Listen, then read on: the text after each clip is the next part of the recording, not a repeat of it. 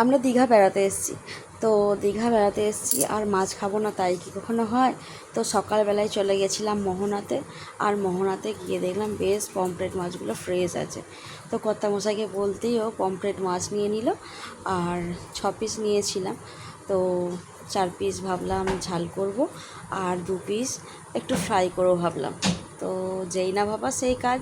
তো মশলা মাখিয়ে নিয়েছি। এখানে জিরে গুঁড়ো, হলুদ গুঁড়ো, ধনের গুঁড়ো, আর তারপরে ছিল লেবুর রস, একটু লঙ্কার গুঁড়ো দিয়েছি, আর একটু কর্নফ্লাওয়ার, আর একটু আদা রসুনের পেস্ট নিয়ে গেছিলাম, তো সেটাই দিয়ে দিয়েছিলাম। দিয়ে ভালো করে ম্যারিনেশন করে রেখে দিলাম। আর এই চারটেকে কালো জিরে ফোড়ন দিয়ে আর সর্ষে পোস্ত বাটা ছিল, তো সেইটা দিয়েই ঝাল করব দুপুরবেলা। তো চলো রান্নাটা করে নেওয়া যাক। আর মাছগুলো দেখো কত বড় বড় আর খুব ফ্রেশ ছিল মাছগুলো, ভীষণ ভালো। তো এটাও ম্যারিনেশন করে রেখে দিয়েছি। তো চলো, আমরা কিন্তু এখানে ওভেন ভাড়া নিয়ে নিয়েছিলাম, গ্যাস ওভেন ভাড়া নিয়ে নিয়েছিলাম, আর কিছু বাসনপত্র নিয়ে নিয়েছিলাম। আর এই বাসনগুলো বাড়ি থেকে নিয়েই গিয়েছিলাম। তো এই যে একদিকে ভাত বসিয়ে দিয়েছি, আর ঝাল করব বলে যে মাছগুলো সেগুলো ভাজা হয়ে গেছে। আর এই ফ্রাই করার এই মাছগুলো এবার গরম তেলেতে ছাড়বো। কর্তামশাইকে বললাম একটু ভিডিওটা করে দাও, তো এখন ভিডিওটা করে দিচ্ছে আর আমি মাছের ফ্রাইগুলো করে নিচ্ছি। তো আমরা এখানে 4 দিন ছিলাম, 4 দিনই কিন্তু মাছ খেয়েছি। একদিন চিংড়ি মাছ খেয়েছি, একদিন ইলিশ মাছ খেয়েছি, একদিন পমফ্রেট মাছ খেয়েছি, একদিন কাঁকড়া খেয়েছি। মানে সমুদ্রের মাছ খেতে ভীষণ ভালো লাগে। বাটিতে যে মশলাগুলো ছিল সেগুলো মাছের ওপরেতে দিয়ে দিলাম, দিয়ে ভালো করে মুচমুচে করে ভাজবো।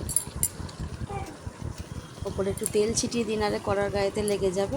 দিয়ে এটাকে উল্টে দেবো। মুচমুচে করে ভাজতে হবে, তবেই খেতে কিন্তু ভালো লাগবে।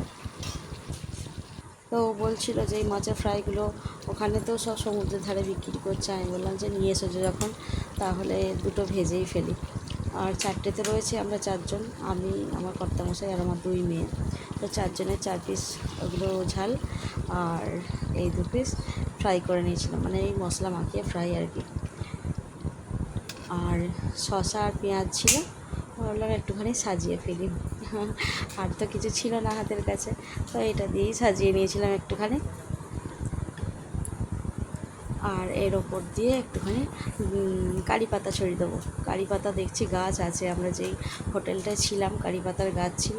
তো সেখান থেকে 2-4টে ছিঁড়ে নিয়ে এসেছিলাম, নিয়ে এসে কাঁচি দিয়ে সরু সরু করে কেটে নিয়েছি। ওর ওপর দিয়ে একটুখানি গার্নিশিং করে দেবো। এখানে একটু টমেটো সস দিলে ভালো লাগতো, কিন্তু টমেটো সস আর আমাদের কাছে ছিল না। তো কেমন লাগছে এটা দেখতে বলো তো?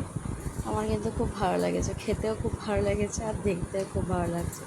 এভাবে সাজিয়ে পরিবেশন করলে দেখতে খুব ভালো লাগে। তো একটুখানি ফটো তুলে নিয়েছি। আর চলো মেয়েদেরকে আগে দিয়ে আসি, ওরা অপেক্ষা করছে খাবে বলে।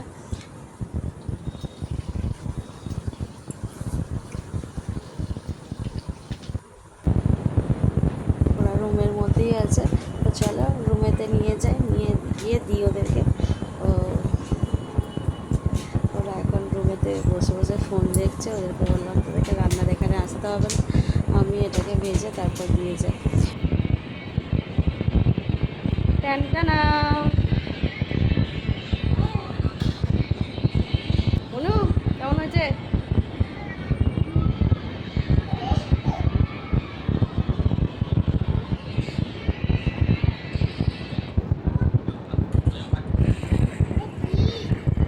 ওগুলো কারি পাতা। হ্যাঁ হ্যাঁ, ঘাসের মতো। আমি কাটলাম, একটা বাবা আর আমি নেবো, একটা তোমরা নিয়ে নেবো। বড়টা তোমরা নিয়ে নেবো, বড়টা বড়টা, হ্যাঁ হ্যাঁ, খাও খাও, এর থেকে ভেঙে, আচ্ছা খাও খাও খাও। একটুখানি খেয়ে বলো কেমন হয়েছে আগে, খাও। ফোনটা একটু বন্ধ করো, দিয়ে খাও, খেয়ে বলো কেমন হয়েছে। ভালো হয়েছে?